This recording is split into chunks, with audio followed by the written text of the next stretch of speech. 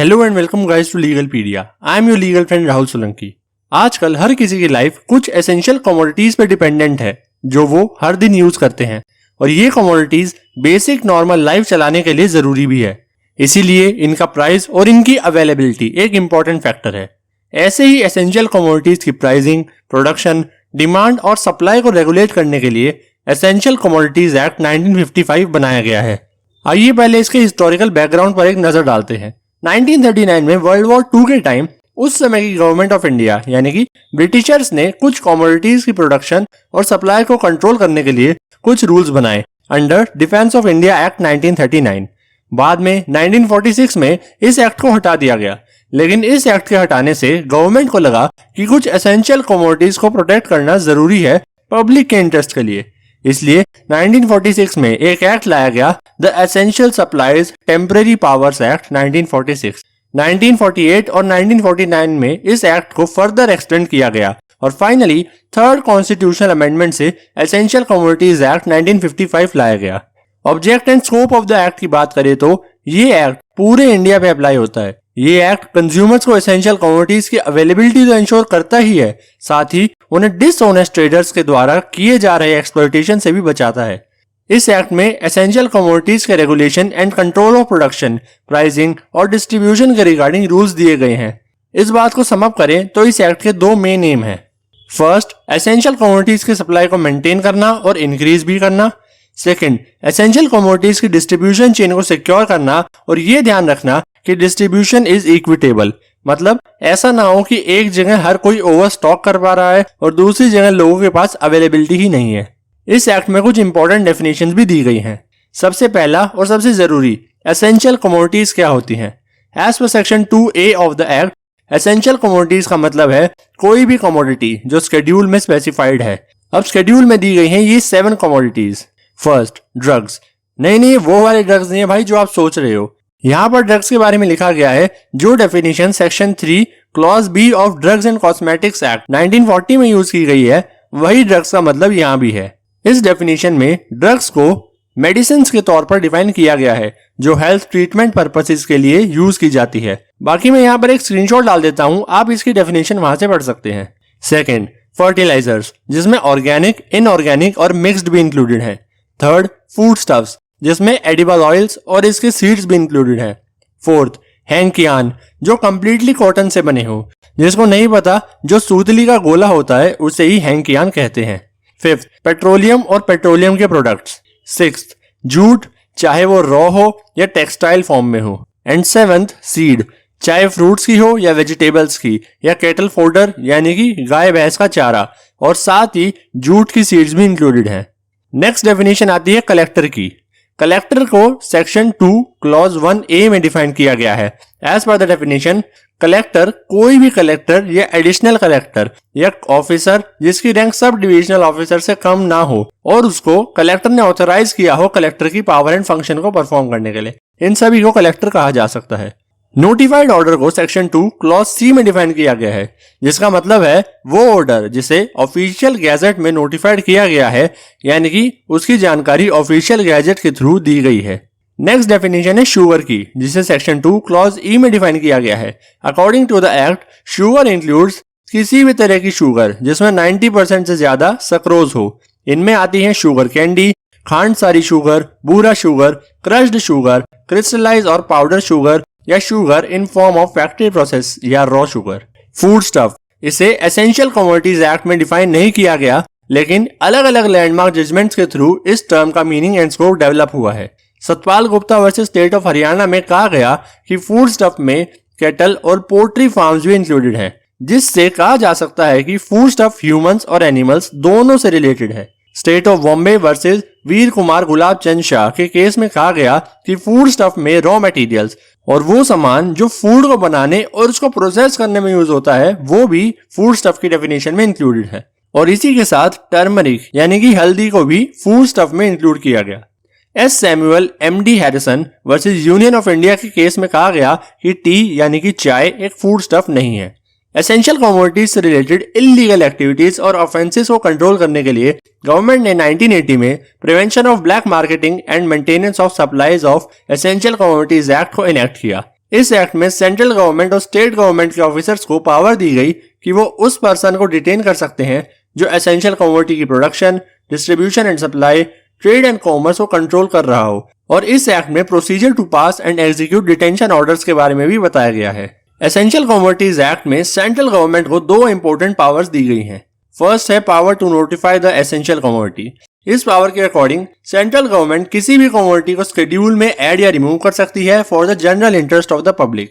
लेकिन जो भी कमोडिटी ऐड या रिमूव की जाएगी उनका कॉन्स्टिट्यूशन के 7th शेड्यूल की लिस्ट 111 की एंट्री 33 में होना जरूरी है। सेकेंड है power to issue a control order, जो सेक्शन 3 में दी गई है। इस एक्ट में सेंट्रल गवर्नमेंट को पावर दी गई है कंट्रोल ऑर्डर्स इशू करने की। इस तरह के ऑर्डर्स से एसेंशियल कमोडिटीज को रेगुलेट या प्रोहिबिट किया जा सकता है अंडर फॉलोइंग सर्कमस्टांसेस। फर्स्ट, जब गवर्नमेंट को लगे कि जनरल पब्लिक की भलाई के लिए जरूरी है। सेकेंड, जब गवर्नमेंट को मार्केट में कमोडिटीज की अवेलेबिलिटी और इक्विटेबल डिस्ट्रीब्यूशन को सिक्योर करना हो। थर्ड, जब डिफेंस ऑफ इंडिया के लिए यानी कि भारत की रक्षा के लिए किसी स्पेसिफिक कमोडिटी को सिक्योर करना जरूरी हो। अब हमने ये तो जान लिया कि कंट्रोल ऑर्डर कब पास कर सकती है गवर्नमेंट। अब देखते हैं कि ऑर्डर के थ्रू क्या क्या किया जा सकता है। First, to regulate by licence, permit और अदरवाइज। सेंट्रल गवर्नमेंट लाइसेंस या परमिट इशू करके एसेंशियल कमोडिटी की production, distribution, supply, storage, transportation और एक्विजिशन को रेगुलेट कर सकती है। जैसा आपने अपने मोहल्ले में गवर्नमेंट की राशन शॉप्स देखी होंगी, उन्हें भी इसी पावर का यूज करके परमिट दिया जाता है। Second, to bring under cultivation of any wasteland और arable land. Central government control order को पास करके किसी भी वेस्टलैंड या एरेबल लैंड को कल्टीवेशन पर्पस के लिए यूज कर सकती है, जिससे किसी जनरल या स्पेसिफिक फूड क्रॉप की कल्टीवेशन बढ़ाई जा सके। जिनको नहीं पता, वेस्टलैंड वो लैंड है जिस पर किसी भी तरह का बिल्डिंग वर्क या कल्टीवेशन नहीं किया जा सकता, और एरेबल लैंड वो लैंड है जो कल्टीवेशन के लिए सूटेबल है। Third, to control the buying and selling price of any essential commodity. Central government control order pass करके किसी भी एसेंशियल कमोडिटी का buying and selling price control कर सकती है। इस तरह के ऑर्डर से कमोडिटी की डोमेस्टिक अवेलेबिलिटी इंप्रूव होती है और साथ ही प्राइस भी रीजनेबल लेवल पर मेंटेन किए जाते हैं। और एट लास्ट, इससे इन्फ्लेशन अंडर कंट्रोल रहती है और ब्लैक मार्केटिंग भी कम होती है। Fourth, to determine entry, search, examine, seizure of any essential commodities. Central government control order से किसी भी कन्वेंस जैसे कि एयरक्राफ्ट, वेसल्स या व्हीकल्स जिसमें एसेंशियल कमोडिटीज को ट्रांसपोर्ट किया जा रहा हो, या कोई भी पैकेज, कवरिंग या रिसेप्टेबल जिसमें एसेंशियल कमोडिटी पैक्ड हो, या किसी भी बुक ऑफ अकाउंट्स या डॉक्यूमेंट्स जिसमें एसेंशियल कमोडिटी के बारे में जानकारी हो, उसे सर्च, एग्जामिन या सीज भी कर सकती है। Fifth, to acquire any person to do specific works.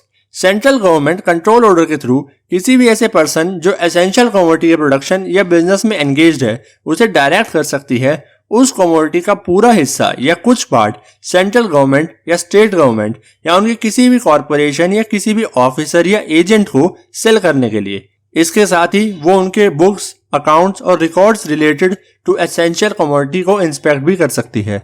Sixth, to regulate और prohibit any class of commercial and financial transactions. Central government control order के थ्रू किसी भी अनरेगुलेटेड फूड स्टफ से रिलेटेड कमर्शियल या फाइनेंशियल ट्रांजैक्शंस को regulate या prohibit कर सकती है for the general interest of the public.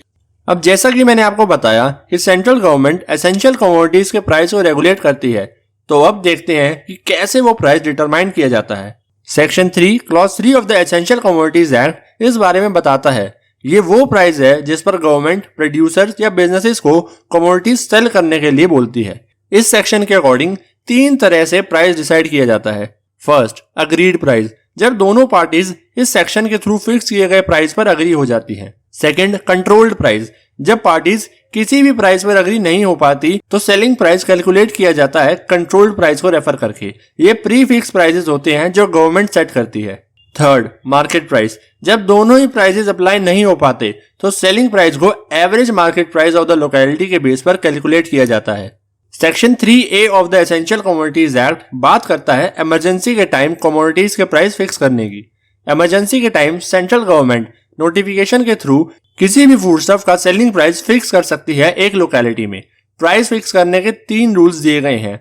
ये वही तीनों तरीके हैं जो अभी हमने पढ़े हैं, agreed price, control price and market price. इस सेक्शन के अंडर जो भी नोटिफिकेशन निकाला जाएगा वो सिर्फ 3 मंथ्स के लिए ही वैलिड होगा। सेक्शन 3 भी बात करता है पेमेंट प्रोक्योरमेंट प्राइस की। जब गवर्नमेंट के द्वारा किसी भी food crop, edible oil seeds या एडिबल ऑयल्स के प्राइस को लेकर कोई भी नोटिफिकेशन नहीं निकाला जाता तो 4 चीजों को ध्यान में रखकर प्राइस डिसाइड किया जाता है।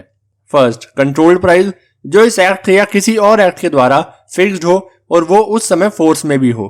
सेकंड, जनरल क्रॉप प्रोस्पेक्ट्स, यानी कि इन जनरली कौन कौन सी क्रॉप्स की पॉसिबिलिटीज है। थर्ड, कितनी जरूरी है वो क्रॉप की variety. Fourth, agriculture price commission की रिकमेंडेशन क्या है। सेक्शन 3C सेम सिचुएशन की बात करता है लेकिन शुगर के प्राइस के बारे में। इसमें भी 4 चीजों को ध्यान में रखकर ही प्राइस डिसाइड किया जाता है। First, price of sugar cane. Second, manufacturing cost. Third, taxes. And fourth, businesses and manufacturers के लिए रीजनेबल रिटर्न्स भी होना चाहिए। हालांकि गवर्नमेंट टाइम टू टाइम अलग अलग एरियाज के लिए अलग अलग प्राइस डिसाइड कर सकती है। अब बात करते हैं PMC के बारे में, यानी कि प्राइस मॉनिटरिंग सेल। ये एक बॉडी ऑफ इंडिविजुअल्स है जिसे सेंट्रल गवर्नमेंट सेटअप करती है एसेंशियल कमोडिटीज के प्राइस को मॉनिटर करने के लिए। Example, rice, wheat, dal, sugar, tea, potatoes, onions, milk etcetera. Monitoring के साथ ही इनका काम होता है फ्यूचर में प्राइजेस में कितना चेंज आने वाला है ये भी प्रेडिक्ट करना और सिचुएशन को एनालाइज करके पॉलिसी मेकर्स को फीडबैक देना। इसके साथ ही एसेंशियल कमोडिटीज के प्राइजेस को बढ़ता देख PMC टेम्पररी रिलीव्स भी इंप्लीमेंट कर सकती है। इस समय PMC 22 एसेंशियल कमोडिटीज को मॉनिटर करती है और 114 मार्केट्स का डेटा एनालाइज करती है। सेक्शन 3 क्लॉज 4 पावर देता है सेंट्रल गवर्नमेंट को कंट्रोलर को अपॉइंट करने की। कंट्रोलर का काम है एसेंशियल कमोडिटी का प्रोडक्शन, सप्लाई और इक्वल डिस्ट्रीब्यूशन को मेंटेन करना।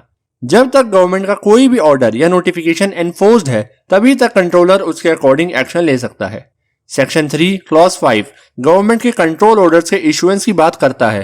अगर वो जनरल पब्लिक के लिए है तो उन्हें ऑफिशियल गैजेट के थ्रू नोटिफाई किया जाता है और अगर वो स्पेसिफिक पर्सन के लिए है तो वो उस पर्टिकुलर पर्सन तक पहुंचाया जाता है बाय वे ऑफ डिलीवरी या टेंडरिंग।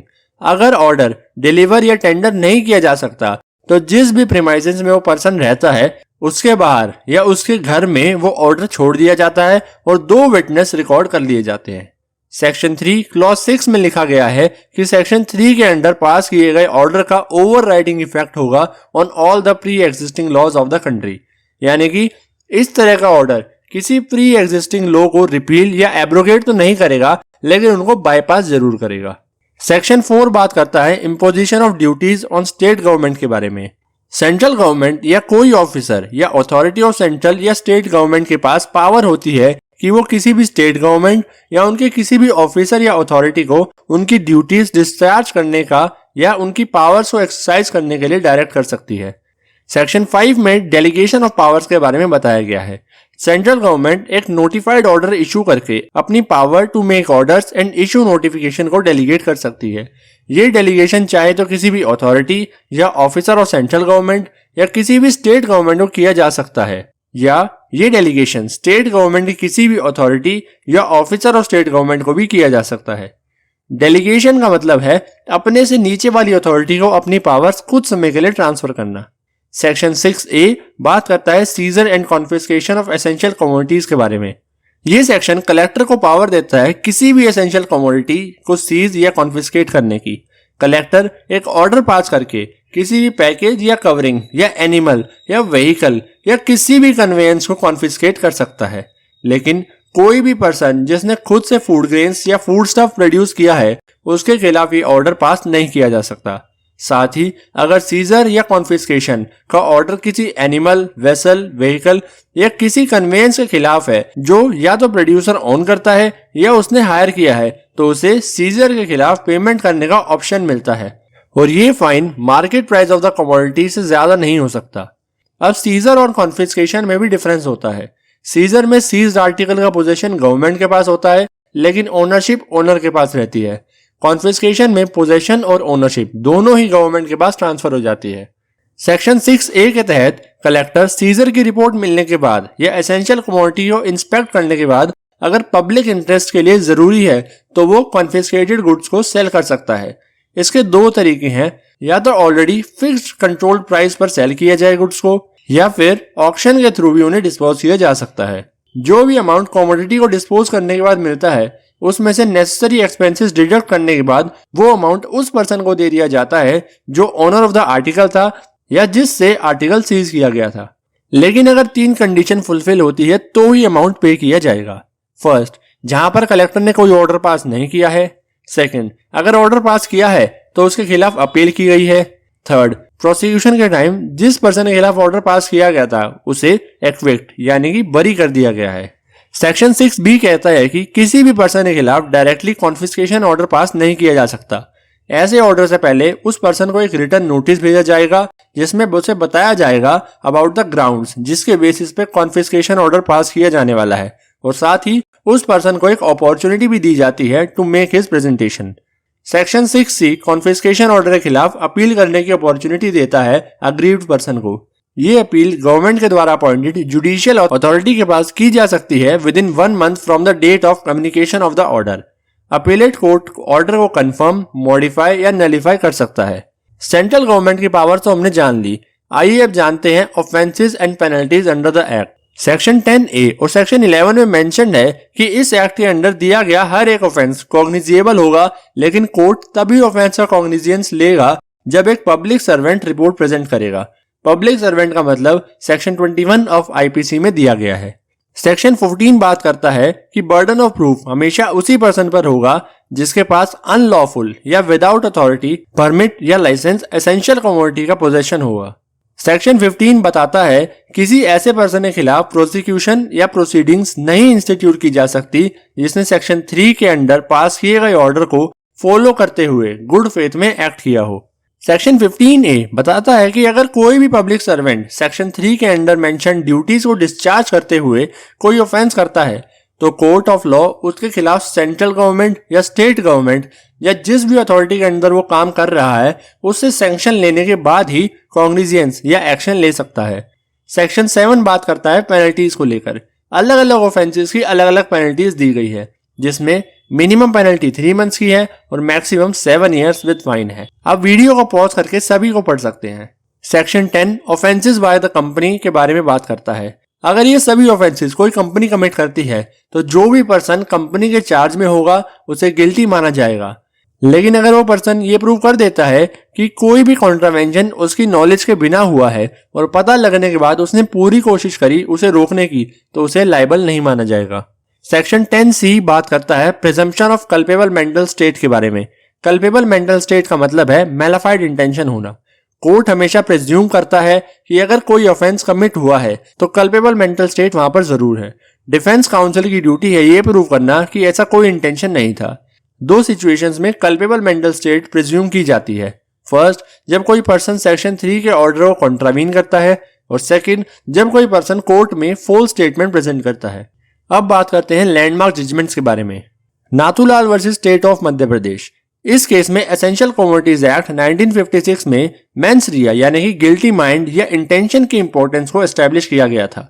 इस केस में एप्लीकेंट एक डीलर था फूड ग्रेन्स का मध्य प्रदेश में। उसे प्रोसिक्यूट किया गया था 885 माउंट्स और 21/4 स्टीयर्स ऑफ व्हीट स्टॉक करने के लिए without a licence.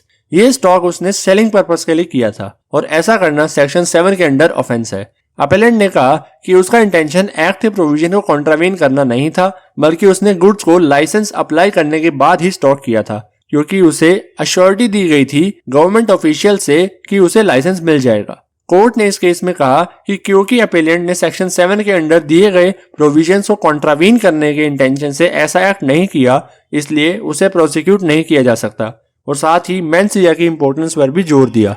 State of Madhya Pradesh versus Narayan Singh and others. इस केस में रिस्पोंडेंट्स लॉरी ड्राइवर, क्लीनर और कुली थे और उन्हें सेक्शन 3 और सेक्शन 7 के अंडर ऑफेंस कमिट करने के लिए प्रोसिक्यूट किया गया था। ये सभी इंदौर से महाराष्ट्र ट्रक में फर्टिलाइजर के बैग्स लेकर जा रहे थे। ड्राइवर के पास इनवॉइस और बाकी रिकॉर्ड्स तो थे, लेकिन परमिट नहीं था जो फर्टिलाइजर्स मूवमेंट कंट्रोल ऑर्डर 1973 के अंडर इशू किया जाता है। ड्राइवर ने यह तो मान लिया कि वो फर्टिलाइजर के बैग्स ट्रांसपोर्ट करते थे और सेंधवा सेल्स टैक्स बैरियर से भी बचकर निकलते थे, लेकिन उसने कहा कि उससे जो डॉक्यूमेंट सीज किए गए हैं उसकी जानकारी उसे नहीं थी। सुप्रीम कोर्ट ने कहा कि सिर्फ परमिट ना होना एक वैलिड रीजन नहीं है उन्हें पनिश करने के लिए, और prosecution also fail to prove the culpable mental state in this case. इस पूरी वीडियो को समअप करें तो पता लगता है कि एसेंशियल कमोडिटीज एक्ट 1955 एक बहुत ही इंपॉर्टेंट लॉ है कंट्री के लिए और जनरल इंटरेस्ट ऑफ पब्लिक की प्रोटेक्शन के लिए। इस एक्ट में सेंट्रल गवर्नमेंट को वाइड रेंज ऑफ पावर्स दी गई हैं एसेंशियल कमोडिटीज के प्रोडक्शन और सप्लाईज को कंट्रोल करने के लिए। यहाँ तक कि प्राइसेस भी सेंट्रल गवर्नमेंट कंट्रोल कर सकती है और कमोडिटीज को सीज और कॉन्फिस्केट भी कर सकती है। और ये सभी पावर्स होना जरूरी भी है मार्केट कंडीशंस को मेंटेन करने के लिए। तो गाइस आज की इस वीडियो में इतना ही। आई होप आपको वीडियो अच्छी लगी होगी। वीडियो अच्छी लगी तो वीडियो को लाइक कर देना और चैनल को सब्सक्राइब कर देना। मिलते हैं गाइस जल्दी अगली वीडियो में, तब तक के लिए गुड बाय।